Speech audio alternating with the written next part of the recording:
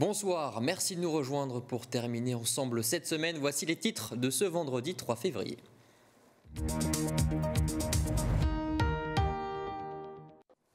Comment lutter contre le racisme, l'antisémitisme et les discriminations liées à l'origine? La ministre Isabelle Rome était en Moselle ce vendredi pour présenter son plan d'action. La lutte contre la réforme des retraites se poursuit. L'intersyndicale a appelé à manifester mardi 7 février. Nous ferons le point sur les mobilisations prévues. Enfin, notre grand format est consacré à deux jeunes entrepreneurs messins. Nous verrons à quel point il peut être difficile de trouver des financements quand on se lance. La météo, votre week-end sera majoritairement gris. Malgré tout, les températures resteront douces de 5 à 10 degrés en moyenne.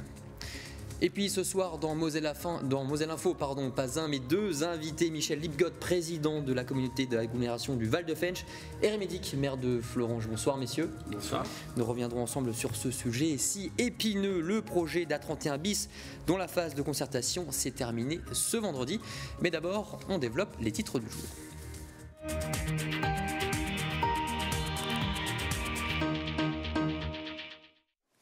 Après Éric Dupond-Moretti, Sébastien Lecornu ou encore Marc Fesneau hier, cette fois c'est la ministre chargée de l'égalité entre les femmes et les hommes, de la diversité et de l'égalité des chances qui s'est rendue en Moselle ce vendredi. Un déplacement pour détailler les mesures phares du plan national de lutte contre le racisme, l'antisémitisme et les discriminations liées à l'origine. Hugo Romani l'a suivi. Mes chers élèves, vous vous êtes préparés à cet événement et c'est avec vous que Madame la Ministre et toutes les autorités qui sont en face de vous souhaitent échanger. Un temps d'échange sur le racisme était proposé ce matin à Metz-Borny. L'occasion pour des élèves de 3e de s'entretenir avec la ministre déléguée chargée de l'égalité des chances, Isabelle Lombis-Rome, avec des témoignages parfois édifiants. Ils ont dit en fait les singes ne devraient pas habiter avec les autres, donc retourner au parc. Donc franchement, moi ça m'a vraiment énervé. Donc je me disais, mais ça c'est la France de liberté, mais il n'y a pas de liberté, il n'y a pas d'égalité. Dans le plan national présenté le 27 janvier, la ministre promet de lutter contre les violences, qu'elles soient physiques ou bien verbales, avec un mot d'ordre, éducation. On peut parler de deux jambes pour ce plan. Une jambe qui est vraiment sur l'éducation, la prévention, voilà, parce qu'il faut commencer tôt à lutter contre les préjugés, contre les idées fausses.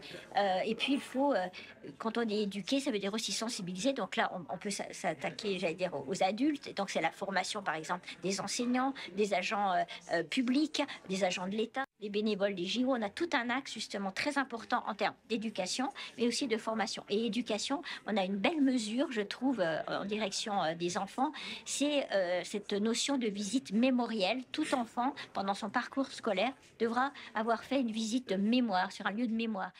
La ministre a également abordé le sujet des discriminations à l'égard des gens du voyage lors d'un échange avec l'association Amitié Tzigane. Un entretien jugé très constructif. Je pense qu'on va y arriver, effectivement, par des actions et par ce genre de textes qui vont être mis en place, à pouvoir faire reconnaître effectivement les gens du voyage sur une autre image que ce qu'on les voit d'habitude. La visite de la ministre en Moselle s'est achevée à Voipy, à l'école de la Deuxième Chance.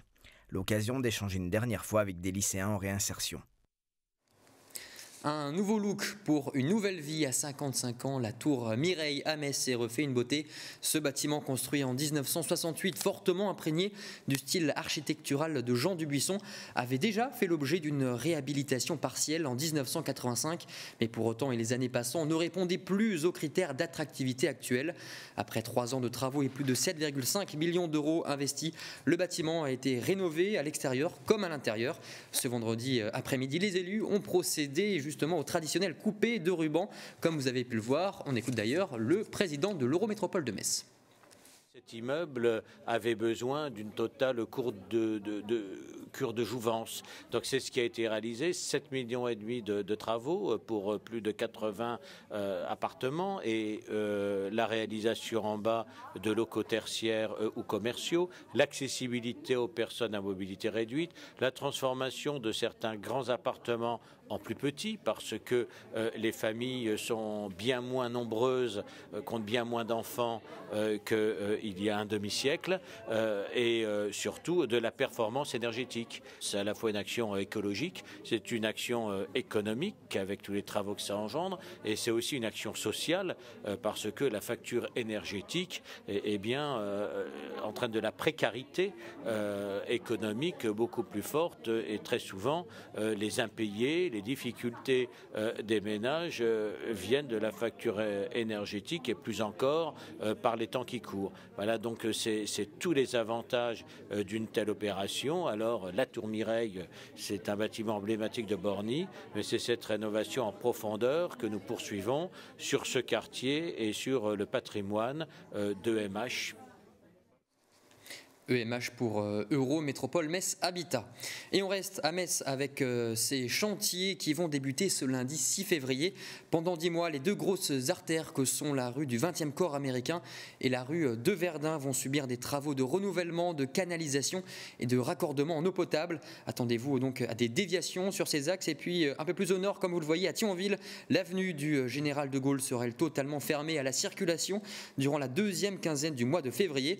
La raison des travaux d'enfouissement des réseaux dans le cadre du chantier Cité-Zen. Un point maintenant sur les mouvements à venir la semaine prochaine contre la réforme des retraites.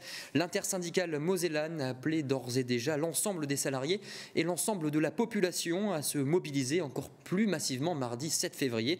Concrètement, quels secteurs seront impactés? Les détails de Tim Girard. Dans la rue, l'impression que le combat ne fait que commencer. S'il ne veut pas négocier sur l'âge, nous non plus. Nous, voilà, c'est non à 64 ans, point. Il est très clair que nous sommes déterminés à aller jusqu'au bout. Et on continuera à se mobiliser autant de fois qu'il faut. Faut tout bloquer.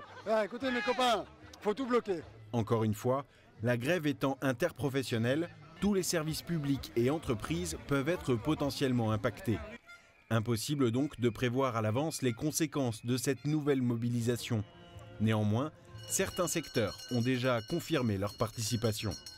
Dans les transports, c'est le cas d'abord de la SNCF, où un appel à la grève a été lancé le 7 et le 8 février. Elle communiquera les prévisions de circulation 24 à 48 heures à l'avance. Sinon, seuls EDF et le secteur pétrolier se sont positionnés pour une mobilisation du 6 au 8 février. Malgré la gronde, Elisabeth Borne reste inflexible, même si elle n'envisage pas pour le moment d'utiliser le 49.3. C'est indispensable de mener une réforme pour préserver notre système de retraite par répartition. Dans la rue, mais aussi à l'Assemblée nationale, la pression monte sur la Première ministre. Environ 20 000 amendements ont été déposés contre la réforme. Réforme qui arrivera en débat dans l'hémicycle ce lundi. Et pour information, le rendez-vous de la manifestation de mardi a été donné à 14h devant l'Arsenal. Enfin, l'intersyndicale se réunira dans la semaine pour définir les conditions d'organisation de la prochaine journée de mobilisation le samedi 11 février 2023. Ce rapport maintenant du ministère de l'Éducation nationale, les données de l'IPS sont tombées. Cet indice permettant de mesurer les inégalités sociales entre les établissements. Plus l'indice est élevé et plus le contexte familial des élèves est favorable à la réussite scolaire. Parmi les 26 académies métropolitaines, Nancy-Metz compte l'une des proportions les plus importantes de collèges dont l'IPS donc est inférieur à la moyenne. Mais c'est surtout l'écart entre le public et le privé qui est inquiétant. Les élèves scolarisés dans le privé évoluent dans un contexte familial largement plus favorable à la réussite scolaire, avec près de 10 points d'écart avec le public. Pour y remédier, le ministre de l'Éducation nationale, Pape Ndiaye, a annoncé la présentation d'un plan de mixité sociale à l'école le 15 mars prochain. Vous ne savez pas quoi faire ce week-end pour le premier week-end de vacances scolaires, la rédaction vous propose des idées de sortie pour vous instruire, divertir et vous défouler. C'est la rubrique loisirs.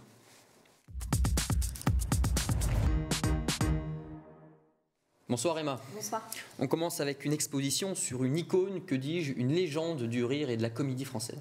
Vous connaissez toutes et tous, La Grande Vadrouille, Le Gendarme de Saint-Tropez ou La Soupe aux choux. Ces films ont marqué la carrière de l'acteur Louis de Funès. Mais qui se cache derrière cette figure emblématique du cinéma français? Pour le découvrir, direction l'exposition rétrospective dédiée à Louis de Funès, produite par la Cinémathèque française. Après Paris, Cannes et Bruxelles, l'exposition s'installe à Vic-sur-Seille, à la salle des Carmes, pendant 4 mois. Peinture, dessins, maquettes, documents, sculptures, des centaines d'archives retracent la vie de l'artiste. Des pièces exceptionnelles sont annoncées, parmi elles l'incontournable costume du comédien dans les aventures de Rabbi Jacob. Vous avez jusqu'au 28 mai pour plonger dans l'univers comique préféré des Français. Côté tarif, comptez 10 € l'entrée pour les adultes et 5 € pour les moins de 12 ans. Et après la comédie, Emma, on prend un peu de hauteur, direction l'espace. L'espace, c'est le thème de la première édition des Mycéliades, un festival pour découvrir la science-fiction. Alors depuis le 28 janvier et ce jusqu'au 15 février, une cinquantaine de villes françaises participent à l'événement. Et en Moselle, c'est Metz et le club, le cinéma, le club qui met les mains dans le cambouis stellaire pour proposer des animations autour de la question spatiale. À 18h, montez à bord du Nexus 6 pour rencontrer et discuter avec le capitaine du Nexus, campé par Renaud Genesec, dans l'émission spécialisée dans la science-fiction diffusée sur YouTube. L'occasion de découvrir ou de redécouvrir les perles du genre, que ce soit des films, des séries, livres ou jeux vidéo. Et pour terminer la soirée, comme vous le voyez sur ces images, le cinéma diffusera le film mythique District 9. À l'issue de la projection, les auteurs de la bande dessinée Zone 57, Guigui et Carlos, seront présents pour échanger avec le public. Et enfin Emma, qu'est-ce que vous nous proposez si on veut sortir en famille? Alors pour ceux qui aiment les sensations fortes, rendez-vous à la foire du carnaval de Metz. La traditionnelle fête foraine est de retour. Elle ouvrira ses portes samedi jusqu'au 19 mars. Alors entre trampolines, chaises volantes ou encore structures gonflables, la foire accueillera 19 manèges mais également 16 jeux d'adresse comme les jeux de casino, la pince ou la pêche au canard. Pour les plus gourmands, 5 stands de nourriture seront installés sur la place de la République. La foire de carnaval sera ouverte de 14h à 19h pendant les vacances scolaires. Un programme parfait pour ce premier week-end de vacances scolaires. Merci beaucoup Emma. Et puis on passe, nous, sans plus attendre, à notre rubrique grand format.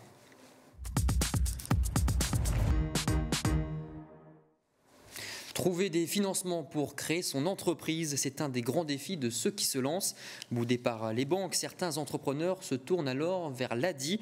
Cette association pour le droit à l'initiative économique finance, conseille et accompagne les entrepreneurs à développer leur activité. Exemple avec 2 jeunes gérants messins, un grand format signé Emma Facchetti. Vêtements, bijoux, tableaux, des centaines d'articles art et déco aux couleurs vives ethniques trônent dans cette boutique. C'est des choses qu'on ne trouve pas partout. Hôtesse de caisse pendant 5 ans, la quadragénaire s'est lancée dans l'entrepreneuriat en 2017. Une aventure qui va bouleverser son quotidien. Tout à l'heure, j'avais une dame qui était là. Donc, si j'avais des courriers, des trucs importants, des mails importants à envoyer, je ne peux pas les faire. Tu t'étapes des nuits blanches. Après avoir passé 5 ans dans le centre Saint-Jacques, voilà. J'avais ni électricité, ni mur. Sa boutique déménage l'été dernier en Fourni-Rue. Ici, j'ai plus de visibilité quand même par rapport à ce qu'au Saint-Jacques, je ne savais pas avant. J'ai pas mal de gens, même les locaux, qui me disent, qui me demandent, ça fait combien de temps vous êtes là? J'ai dit, ici 1 année, mais ça fait 4 ans que j'étais dedans. Ah ben non, on ne savait pas parce qu'on ne rentre plus. Éclairage, peinture, mobilier, tout est à refaire. Alors pour l'aider financièrement à réaliser ces travaux, la gérante a fait appel à l'Association pour le droit à l'initiative économique. Elle était accompagnée par un comptable et elle connaît aussi son activité. Donc elle connaissait ses charges, elle connaissait ses fournisseurs. Donc elle avait une bonne maîtrise de son activité. Nous, après, il fallait qu'on puisse lui permettre d'avoir accès à ce microcrédit, qu'elle allait lui permettre d'avoir de la trésorerie, de pouvoir déménager ici. L'ADI accorde des prêts sous forme de microcrédit d'un montant maximum de 15 000 €. En plus de cette aide financière, la structure accompagne les entrepreneurs tout au long de leur projet. Parfois, on a des entrepreneurs qui voient bien qu'ils ont des clients, mais ils n'arrivent pas à payer leurs charges. Et donc, à cela, on va aussi proposer un accompagnement pour revoir un peu est-ce que les tarifs au niveau des fournisseurs sont bien négociés, sont adaptés, est-ce que les prix qui est fixé à cet endroit-là est adapté à l'activité. Salut Rino. Salut. Ça va? Après avoir été salarié dans la restauration pendant 10 ans, Justin Bétuis a ouvert son propre bistrot en octobre dernier. C'est un accomplissement, c'est vraiment un accomplissement. J'avais envie d'être à mon compte, pas forcément le plus tôt possible, mais dès que je m'y sentais prêt. Et c'est un objectif que je suis heureux d'avoir accompli. En plus, c'est une affaire qui marche pour l'instant. Dans son établissement, à l'Esprit Bistrot de quartier à la Parisienne, l'entrepreneur de 29 ans s'occupe de tout. Du service à l'accueil. Vous avez la carte qui est là, je change un plat de temps en temps selon les saisons, selon mes envies. En passant par la plonge et la cuisine, fait maison. Ça fait plus d'heures déjà, vraiment. Mais ce que je fais ici, c'est ce que je veux faire. Je sers des plats que j'ai envie de cuisiner, j'ai la clientèle que j'ai envie d'avoir aussi, ce qui quand on est employé est parfaitement impossible. Mais avant d'en arriver là, le gérant a dû faire face à quelques imprévus. Quand vous faites une demande de licence, vous déposez un dossier et une fois que ce dossier est accepté, on vous demande au fur et à mesure de nouvelles choses. Et ça, c'est quelque chose que j'ignorais complètement. Donc j'avais estimé un délai de 3 mois pour l'ouverture et il m'en a fallu une dizaine. Je me suis retrouvé à payer le loyer pour le café sans pouvoir ouvrir et du coup à avoir des pertes d'argent assez importantes. Donc j'ai demandé à l'ADI un microcrédit de manière à pouvoir faire face le temps que l'administratif soit terminé. Cette aide financière a permis de concrétiser le rêve de ce restaurateur. Comme lui, près d'une centaine d'entrepreneurs mosellans sont accompagnés par l'ADI chaque année. Et on retrouve maintenant nos invités du jour.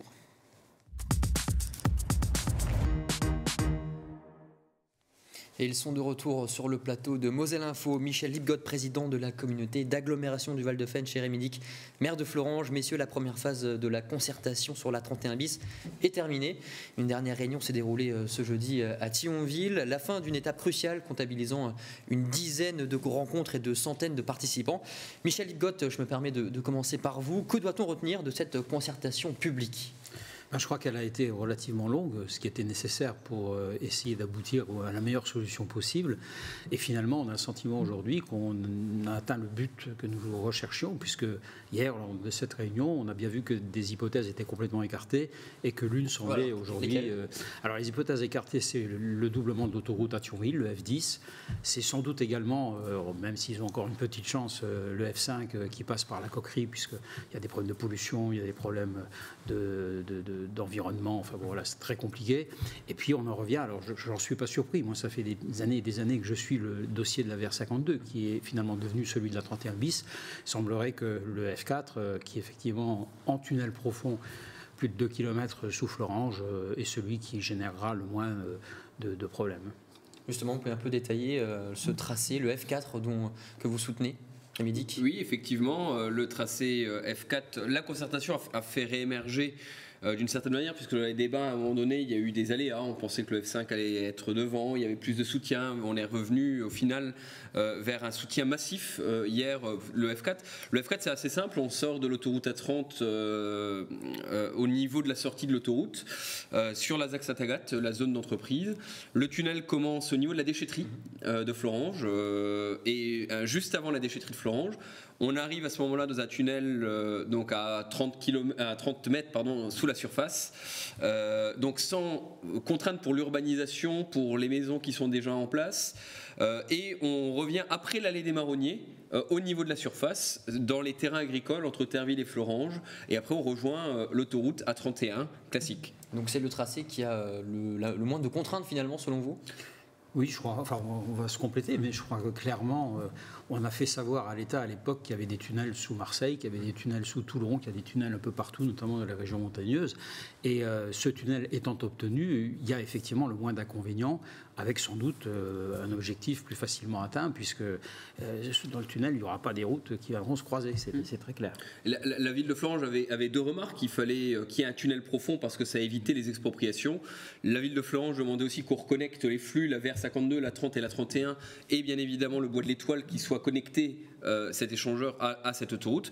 Le tracé F4 permet tout cela, et il semblait être aujourd'hui le tracé du consensus, le consensus des élus. C'est quand même un inconvénient, le coût coût est très élevé. Le coût est très élevé, mais jugé réaliste par les lobbies hier du BTP et jugé réaliste par les chefs d'entreprise réunis. Et c'est le prix à payer pour aussi désengorger la 31, ce problème. Il est peut-être cher, mais en termes de délai, c'est celui qui prendrait le moins de temps. Donc aujourd'hui, c'est vrai que le compromis semblait être le F4 tunnel profond. Et l'objectif, c'est quand même que les choses aillent vite, parce que les gens qui chaque matin sont pendant 1h30 dans leur voiture ont envie de gagner quand même quelques minutes, ce sera précieux. Mais justement, vous parlez de délai, est-ce qu'on a une visibilité ?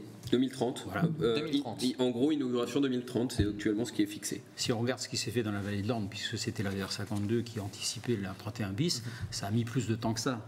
Même si effectivement aujourd'hui on constate que les choses sont bien faites, il n'empêche que c'est toujours plus long lorsqu'on n'a pas les financements immédiatement mobilisables. On parle de délai, le collectif Alternative 31, regroupant une vingtaine d'associations, estime que ce nouvel axe sera, le jour de son inauguration, obsolète. Qu'est-ce que vous leur répondez tout simplement ? Non, je crois que c'est faux. C'est une des formules que l'on doit utiliser. Ça n'empêche pas qu'il va y avoir des progrès également au niveau du nombre de personnes prises en charge par les trains, de 9 000 à 22 000. Il y aura également, bien sûr, plus de transports collectifs, plus de bus, rendus possibles notamment par la bande d'arrêt d'urgence qui peut être réservée aux bus. Alors évidemment, on peut toujours pleurer et jouer les Cassandres. Ceci étant dit, on améliorera la situation. Est-ce qu'elle sera parfaite ? On n'en sait rien. D'ailleurs, l'équilibre économique entre le Luxembourg et nous peut également évoluer. Donc il faut qu'on fasse les choses au moment où on peut et on doit les faire. Arrêtons de faire peur, tout simplement. D'autres opposants comme Laurent Jacobelli, député RN, pointent aussi le coût de ce nouvel axe routier, que ce soit pour l'État, mais que ce soit aussi pour les usagers. On parle de 176 € mensuels avec le péage. Alors les chiffres, on les connaîtra que dans la deuxième phase là maintenant qui arrive. Donc aujourd'hui, effectivement, on avait des tranches qui, pour certaines, étaient beaucoup moins importantes que ce que vous venez d'annoncer ou ce qui a été certainement expliqué dans le communiqué de presse de M. Jacobelli. Mais effectivement, après, il y a un vrai choix fondamental. Moi, il ne me semble pas absurde qu'une autoroute qui a vocation à ramener des travailleurs frontaliers qui travaillent dans un pays qui n'est pas le pays en France, le pays français, même s'il participe à la contribution par la TVA, il n'est pas absurde qu'il y ait un péage. En tout cas, moi, ça me semble pas absurde. Dans un contexte d'aujourd'hui, comme aujourd'hui, avec cette inflation, c'est vrai que... À la fin, c'est le contribuable qui paye par l'impôt ou alors c'est l'usager. À un moment donné, effectivement, il faut choisir. En attendant, c'est ce qui permet de faire une infrastructure de qualité. Sinon, vous savez, si c'est les communes, les départements ou les régions qui paient, nos deux communes, on aurait de toute façon répercuté le prix sur les contribuables. Donc finalement, d'une manière ou d'une autre, ça revient presque. Le projet est maintenant entre les mains du préfet qui va faire part de son tracé favori au gouvernement. Justement, vous pouvez un peu nous expliquer comment ça va se passer là, dans les prochains mois ? Alors là maintenant, c'est marqué, enfin c'est cadré réglementairement. Le garant a 1 mois. Donc le préfet ? Non, le garant d'abord. Le garant de la concertation a 1 mois pour rendre un rapport sur ce qui s'est passé, sur la concertation et faire une recommandation au préfet. Le préfet doit entrer en conversation pendant 2 mois et il a 2 mois réglementairement pour discuter avec le garant avant de faire son rapport. Et dans les 2 mois, donc le 2 mai, c'est la date définitive pour que le préfet puisse communiquer au ministre son rapport avec sa proposition et son avis. Et dans les faits, est-ce qu'il est possible qu'un tétracé, finalement, n'aboutisse pas, que rien n'aboutisse ? Le préfet l'a dit hier que non. Oui, c'est peu probable. Enfin, c'est vrai que c'est une hypothèse que certains ont envisagée à un moment donné, notamment parmi ceux qui refusent le principe même de l'autoroute. Ceci étant dit, ils n'ont jamais dit quelle était la solution alternative.